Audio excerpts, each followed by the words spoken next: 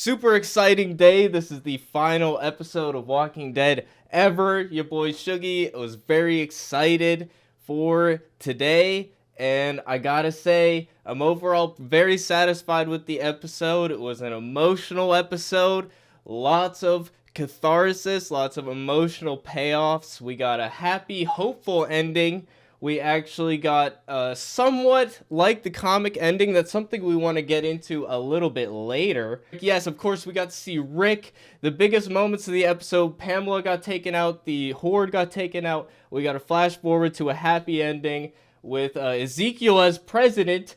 Pamela didn't die. Well, there's a lot we have to get into. I'm pretty happy with how it turned out. I'm happy. Poor Rosita, that was hard to watch. That was one of the most brutal deaths on Walking Dead ever, and they gave her a really nice send-off. I'm really happy about it. Also, I think that scene of Rick being caught by CRM is what happened before Michonne found the boat with Rick's things on it. It hints that's why he had the phone, and the carving that Michonne found. That Nexus core, that is very good comment, and I think you might be right. You wish there was more closure. Yes, there's definitely some open-ended questions here. Like, we never really found out what happened with people getting disappeared from the Commonwealth and what was going on. Was it just the prison camps, or I assumed that we were going to get a CRM hint in there, but you know, they went with more of the happy ending, which I do appreciate, the hopeful ending. And we start off with Daryl going into this makeshift hospital, and he's screaming for help. It's shot from a point of view perspective. I wasn't as wild about the way that they shot it.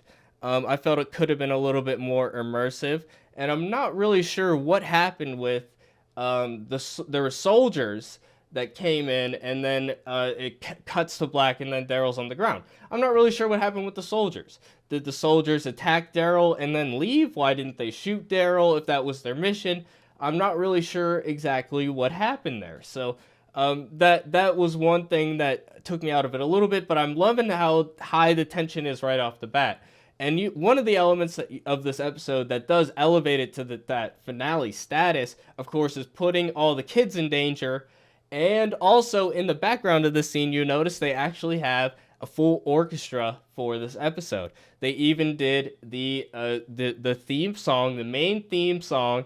We got a rendition of it from an orchestral score. So I really appreciate that, actually. It was pretty cool.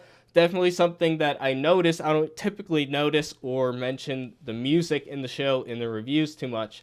But yeah, that was something that I was pleasantly surprised to see. But we're fighting the zombies. She's has the presence of mind to get up and close the door. Daryl's knocked out. The situation's really tense, and fighting that zombie, it's really intense. I would say, just overall, I would have liked to see a bit more stuff with the variants in this episode. They touch on it in one scene. They're like, the variants are too dangerous to attack directly, but I still would have liked to see some, zombie stab another person.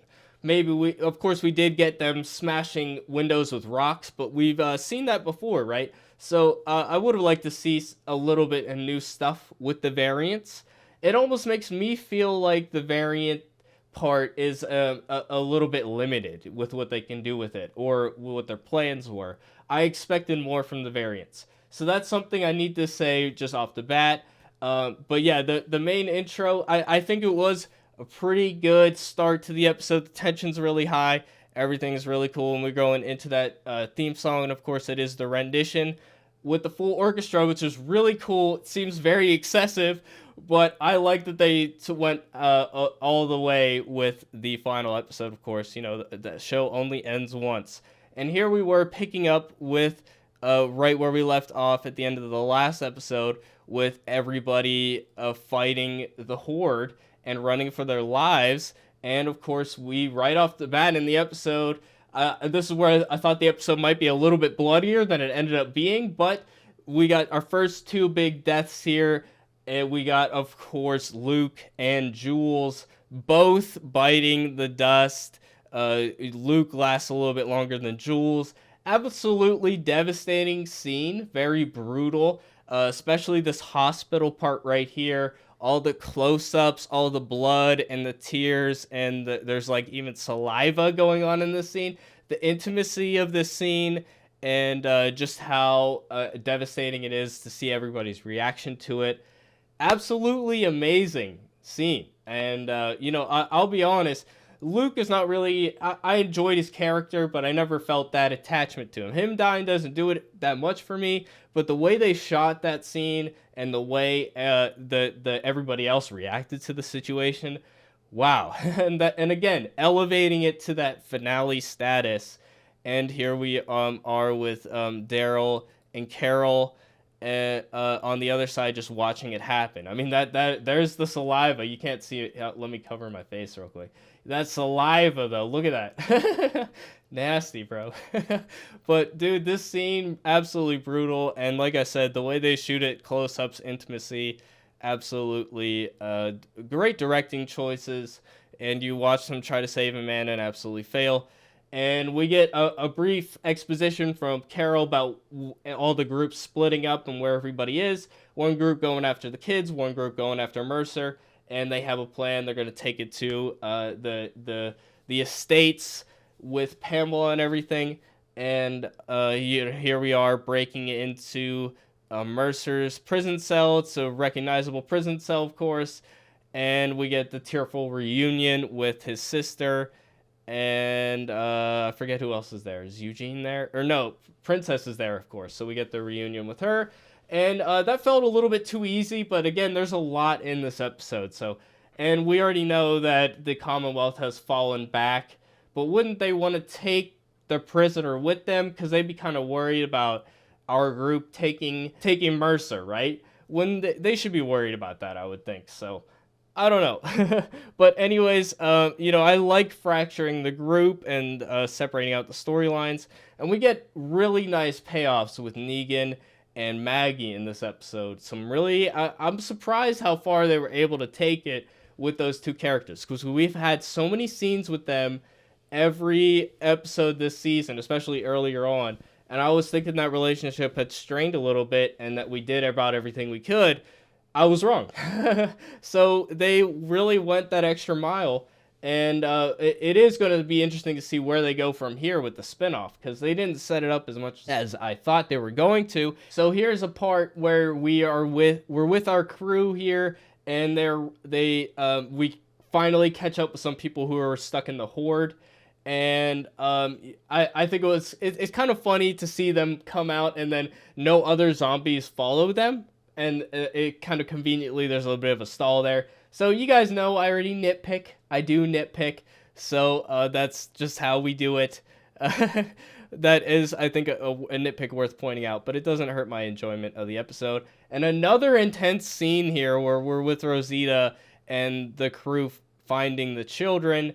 And the baby is under a crib and there's a zombie reaching at the baby. That was absolutely very intense. It's a quick scene, not a lot to it, but again, putting the kids in danger gives it that extra oomph to it, that extra emotional connection automatically. So it's a great scene. And then, Daryl and Judith, he gave her his blood. One thing I was thinking about, let me know if you guys remember this. I don't remember Daryl having the blood type of just being able to give people blood whenever. They have that great line of dialogue that they used to sell it for money, or that his brothers would do that to him. So I don't remember this coming up before, and let me know if you guys remember, but I feel like it would have come up at some point. There's been enough situations where people might have needed blood that it does feel like if it didn't come up before, it should have.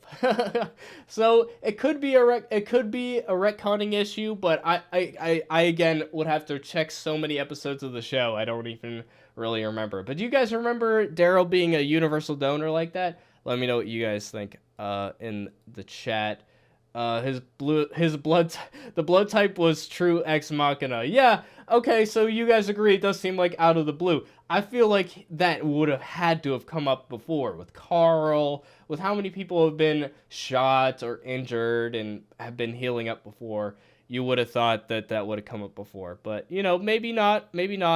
But I like the connection with Judith here, and this is where Judith lets slip that her dad is still alive. She knows, and Michonne knows that her dad is alive, and that's where he really went. And of course, this leads to Daryl's ending of him running off. Which again, I'm like, would he really want to do that? Because she told him she was scared to tell him because he would run off, and that's exactly what he does, is run off. Is that really the right thing that he should do for Judith? I don't know. Maybe they had that conversation off screen. I mean, it was a year time jump there. That's a lot of time. So I don't know. But I do love this scene where we got to wheel her out, and the horde is crashing in. Of course, that's the part where we get to see a little bit of the variance. And these scenes are pretty intense here. And we're back out with Rosita and Gabriel and Eugene, and we got to do this stunt where we're climbing this pipe. Now I take one look at that pipe and I'm like, no way, no way that is going to hold, but it does. And this is the scene in all the trailers where we're like, okay, Rosita looks like she dies giving up, trying to save her baby. And I was like, there's no way that they're going to give something like that away in the trailer, right? No way that they would show somebody's death, or at least the moment of their death, in the trailer. It's got to be a fake out. So when they actually, even though in my prediction video I did say I think she's gonna die, and that's of course what ends up happening, but they did a nice little fake out where she gets a moment where she falls on the ground, but she has a moment where she gets to fight back, and she jumps on the bus and whatnot. So I liked her jumping up from the ground and coming back, and it felt like that fake out. But again, why would they spoil a major character death in a trailer? They spoiled something from the final episode that the trailer came out months ago. So it just feels kind of unprofessional to reveal something that big in a trailer for the season. Not even a trailer for the final episode, for the whole season. That's like, and the fact she actually did die there, it's so big. So the pipe scene is a little ridiculous. I don't know if I buy that it would hold all three of them. I love the drama of the scene though, so I appreciate, and the sacrifice that Rosita made. It all pays off. So they could have done a little bit more with the scene itself, in my opinion. Oh, okay, we are wheeling Judith into the truck and getting her to the actual doctor. And, we get some emotional scenes here with Lydia. And I love paying this off. And, they're talking about the phantom pains that she's going to feel. That was absolutely amazing to me. And just the finer details of that. And she's losing hope because everything that she's witnessed, like, things just collapse over and over again. So I'm love that the theme of we're having a hopeful ending to The Walking Dead, but before we get there, we're giving a moment of despair. And I think that's really important here. So I like that they have this mutual bond about, both missing an arm, and, they had a bond even before that. And Cassie McClincy, I think is her name. Amazing actress. I mean, she been amazing as Lydia on the show. I think Lydia on the show is better than Lydia in the comics. I think she has more complexity. And, although I missed some of the stuff that happened with Carl, especially the eye lick. If you guys read the comic, you know what I'm talking about. But I love this version of the character. So I think they did a good job with sending her off, giving her kind of her own happy ending here. And here we got the final showdown with Negan, I guess you could say, where Negan's been trying to convince Maggie, hey, let's run off and kill Pamela, kind of in the same way how he ran off. He had this deal with Carol to run off and kill Alpha. He's trying to do something similar with Maggie, and he, here we had a big cathartic moment after him having him on his knees about to get him killed alongside his wife. He now knows what Maggie has been through, and this is something we were saying after the last episode, or 2 episodes ago at this point, and that was a really powerful moment. And I feel like the only thing that could really bring Negan down to Maggie's level. So I really like having this cathartic scene with Negan and Maggie here, and the fact that she can't actually fully forgive him at the end makes total sense. And talking about Glenn, of course, bringing in the past, really powerful stuff. So I like this subplot, and he actually convinces her to let him come along, and they of course. I like how they adapted the comic moment that I've been hyping up with Maggie and Negan. We'll get back to that in a second.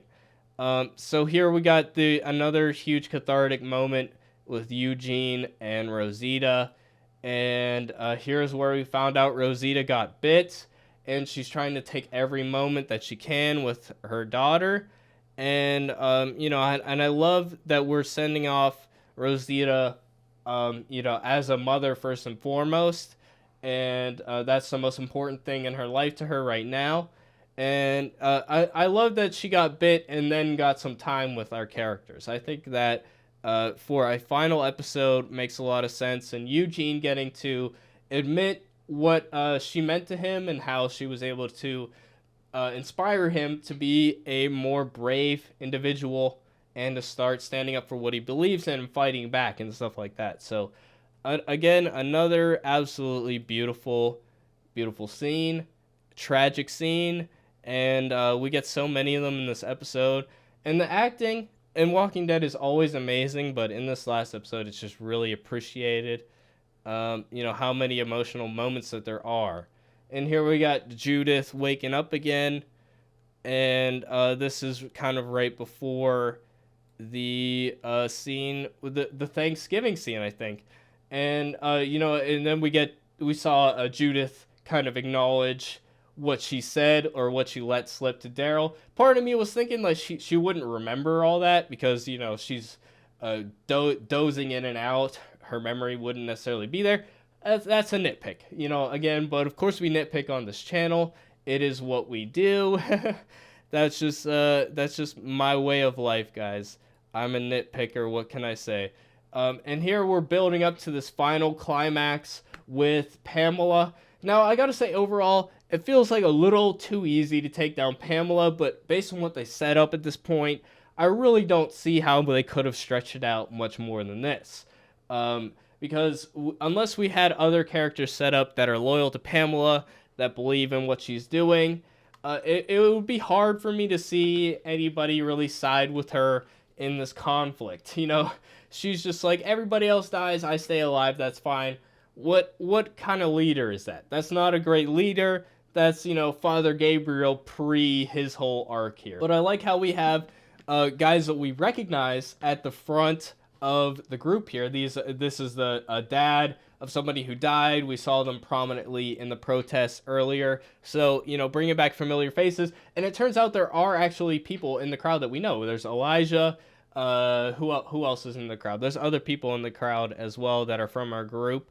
So it's important to let them in. And this is the big moment here. And Mercer finally arrests her. And everybody's on his side. And, our guys come in with the guns too.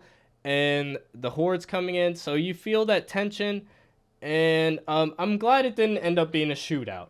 It like I said, it did feel a bit easy. But if it just devolved into a shootout and everybody died, that would have been kind of cheap to me. A little bit. I don't know, a little bit disappointing based on what they set up. So, I'm happy with how it worked out. And I'm a big fan of the twist with Maggie watching. Maggie's got her in her sights. She's got the sniper rifle up right now. And, we're I'm expecting that she's going to shoot her at any moment. And for those who don't know, in the comic book, there's a big moment at the end of the Commonwealth arc where Dwight is about to kill Pamela, and Rick wants to work with Pamela to save the Commonwealth. They made Pamela more evil in the show, which I like. They got to add something to the Commonwealth arc because they can't do what they did in the comic book. I get that. So they made her a bit more evil, and for that reason, They didn't do it exactly like this, but Rick actually kills Dwight to save Pamela in the comics. So we have a similar moment in this scene here. So all of our good people get inside, and then the zombies are on the outside of the gates. We shut the gates, and part of me's thinking, oh, wouldn't the variants start climbing? But we actually have a nice surprise cameo here with Lance Hornsby's zombie coming back.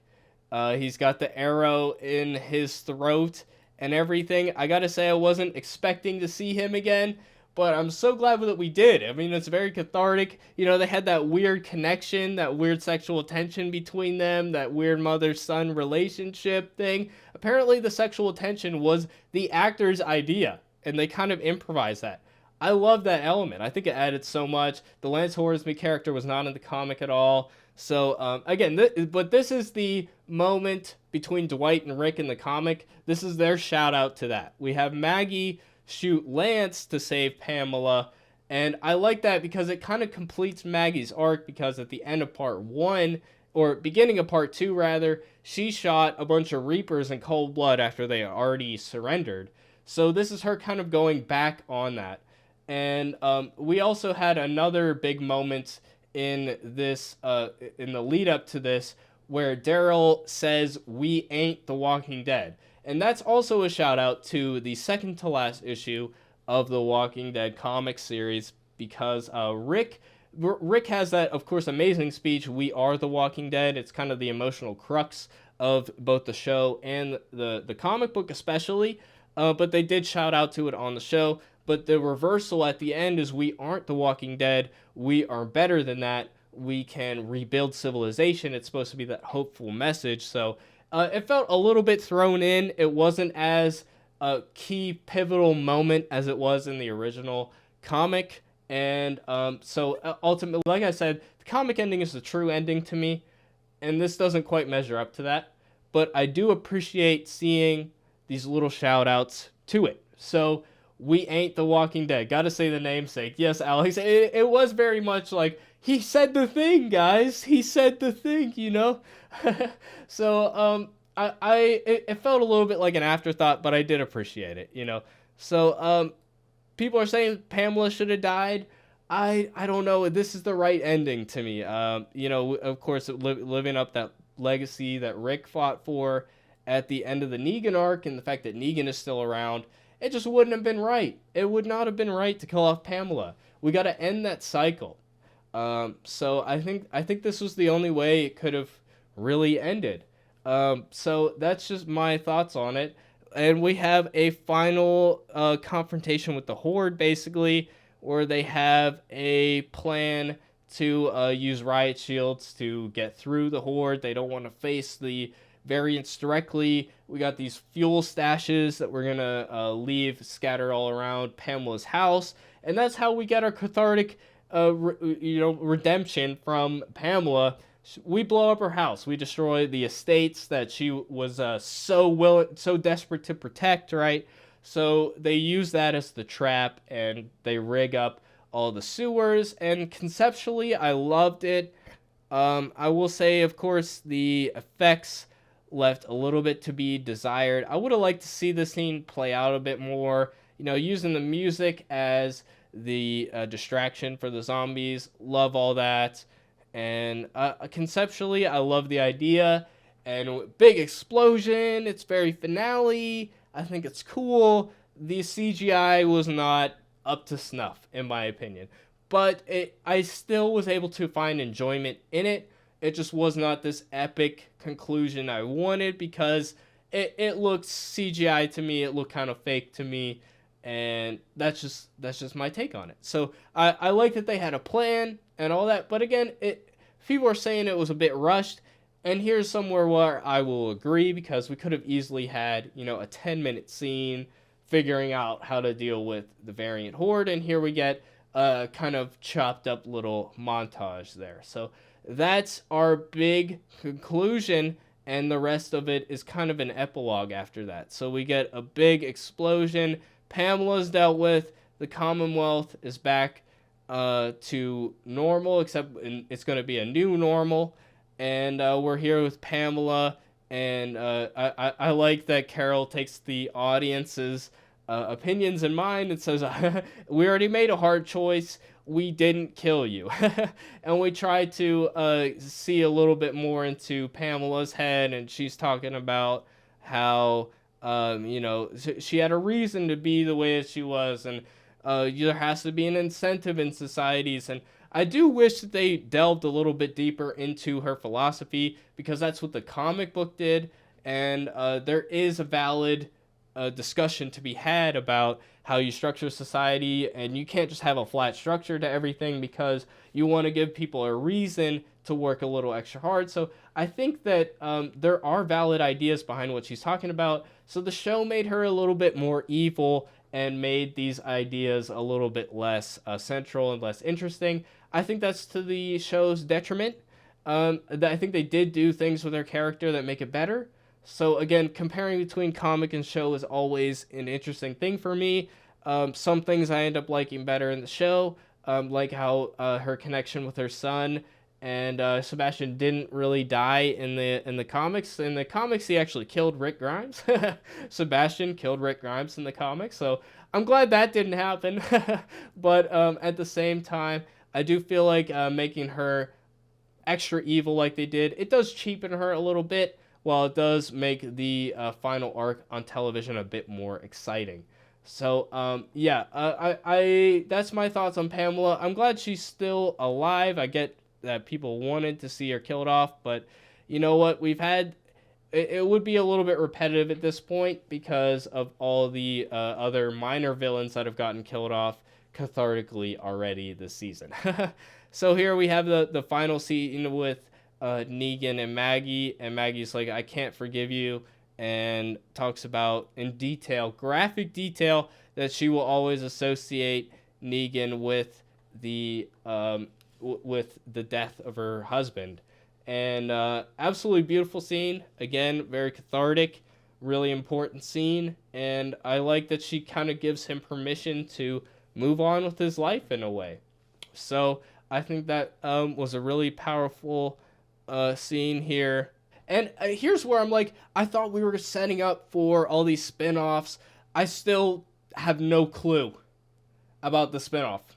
No idea what's happening. So, I thought we would have had more insight into what's going on with these two, what's going on with Daryl. We do not after this episode at all. So they really were focused on ending this show. Even though we got all these spin-offs on the horizon, I still have no idea. No idea what's happening. Man. Okay, so Dead City theories I would love to hear, because I was dead wrong about it. I was dead wrong in my predictions about it. This was quite a lengthy scene. And here we get this beautiful Thanksgiving scene. And of course, that they timed it with the ending of the show. They know it's Thanksgiving week. I think it was really smart to have this really nice. And we got to see Yumiko and Magna make up again, and then they kiss and all that. And then here's when Gabriel finds out the truth about Rosita. And, here's where your boy Shuggy might start to lose his composure a little bit, because this final ending scene was absolutely amazing. And we're saying goodbye to the show itself, in addition to Rosita. And we got this beautiful moment with her and her daughter, and then Gabriel comes in. Oh, and I forgot to mention earlier, Father Gabriel being the one to be brave enough to open the door to save the people. I love Father Gabriel in this episode. When they had him say, we'll see each other again, talking about heaven and the afterlife. I love Father Gabriel in this episode. I'm so glad he didn't die. I had him on my chopping block for death predictions. Him, Jerry, Aaron. I'm glad that they didn't die at the end of the day, because they're some of my favorite characters, and I would absolutely love to see them again in a spinoff. So, I'm perfectly happy to take the L on some of my death predictions, because of, who we ended up getting. I really love Gabriel. He opened up the gates, and just the prayers here, and giving Eugene another goodbye moment. that he would never be the man he is today without her. Oh my god, dude. This is the scene that, to me, makes or breaks the finale is on its emotions. But yeah, so the amazing acting, the send off here. Again, they're using this moment to say goodbye to the series and to the fans, to give us to say what their statement they're making is the show matters. It's of course a fictional series, but this has changed our lives, and it's a significant thing. And what Eugene says to her here, that he wouldn't be the same man if they never met. That's kind of how I feel about the show. I don't know if I'd be the same person. The show has impacted me in a lot of ways, and how I think about things and my approach to life. And the ending with a story of hope is big to me. So yeah, I think he was speaking for the audience in a way. I think, and the writers as well. I'm assuming they have an even bigger connection to it than I do. Given the fact that they lived this life for almost 11 years, and here we get the time jump. Now, of course, the time jump not anywhere near as cool as the comic series. We'll get to that in a second. That's our next segment here. But I was happy to see a time jump represented. There was a fourth name on the memorial I didn't recognize. Let me know if you guys recognize them. But I was happy to see Eugene's got a daughter now, and he named her Rosita. Beautiful, absolutely amazing.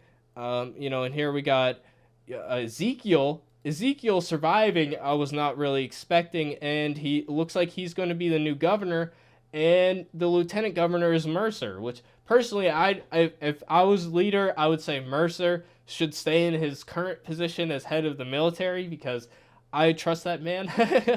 But vice president or vice governor or whatever, that works too, or lieutenant governor.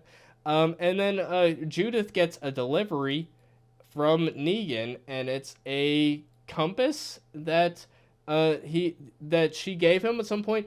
I don't remember where this is from. If you guys remember, I would love to know. But it is cool that that's coming back, and that there's a nice little send-off here. We got a lot of letters to deal with at the end.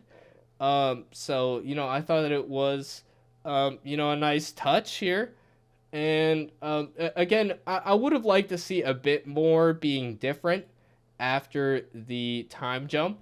But it's cool that we're back in Alexandria, and we got a new leader, and we get a happy ending, and Aaron's there with his daughter. And I could have sworn some more of these characters are going to die, man, But yeah, here's Lydia. She's got one less arm, but she's perfectly fine for a spinoff, from an AMC perspective. So, here Father Gabriel again, absolutely love every scene with him in this episode. And here we got a goodbye scene that I feel like was filmed really quickly after Carol, Melissa McBride, decided she wasn't going to go to Europe for the show. I think they shot this really quick.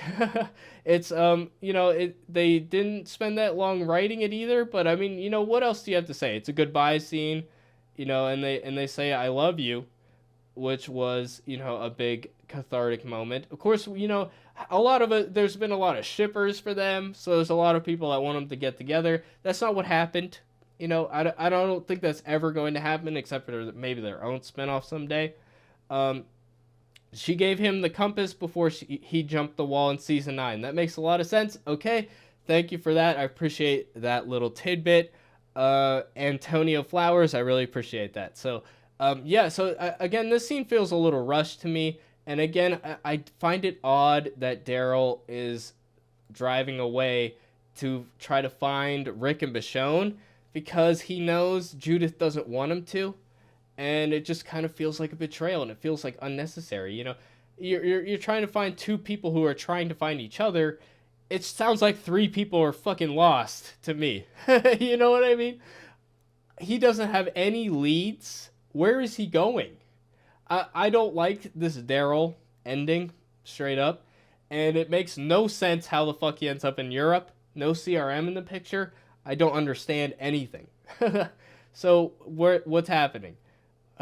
Laura says, where did Carol's hair go? Time jump happened, and they had to shoot this last minute, like I said, so they definitely, whatever hair she had at the time is where what they had to shoot with. So, and here we get Daryl riding off into the sunset, and now we have Michonne and Rick reminiscing about the past and writing letters to each other. Now, I was wrong in my predictions video. I thought we'd get something like this at the beginning of the episode with the voiceover scenes we've had throughout the season so far.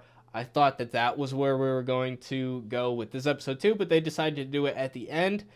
Honestly, I could have done without this. I didn't need this little clip show thing, and I don't know. It's a little bit too it's a little bit too much of an editing thing for me. But I do like the voiceovers that we have going and what they're saying to each other. In this costume, I mean, what is she wearing? What the hell? I love that she's got a horse. Her sword is there. We got something that looks aesthetic. It looks really cool. And I like the hopeful ideas and the fact that they're writing this.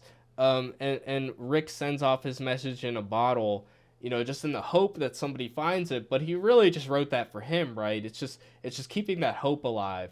And the theme of hope coming back as well was really cool. But again, this is just a teaser. This is just to get us excited for the next show coming out. I have trouble seeing this ending as anything but a marketing move.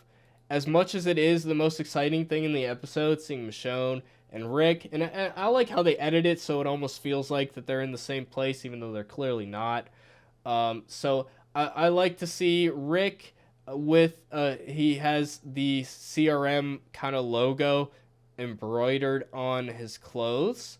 So I really, I like to see the shout outs to the CRM and explain that storyline. This is Rick getting caught by the helicopter. He watches it come down, and then he smiles at the end, even though clearly he ran away from the CRM. He's out on his own, and then he gets caught up with, and then he gives up to it. He knows he's not going to get away, and then he smiles. He sees somebody in the helicopter he must know, is my opinion on it. So he tried really hard to get away, and it didn't end up working out.